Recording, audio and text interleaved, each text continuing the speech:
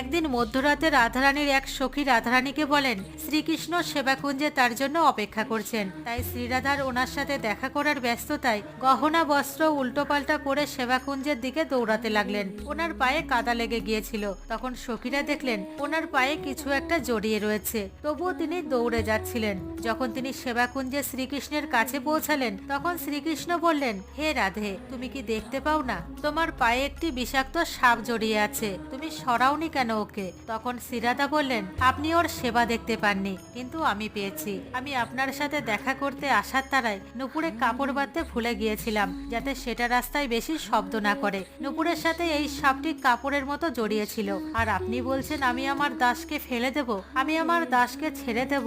এটা আমি কখনোই করতে পারবো না শ্যাম। এই কথা শুনে শ্রীকৃষ্ণের চোখ দিয়ে অশ্রু বইতে লাগলো, কারণ শ্রীরাধার চেয়ে বেশি করুণাময়ী এই জগতে আর কেউই হতে পারবে না। রাধে রাধে।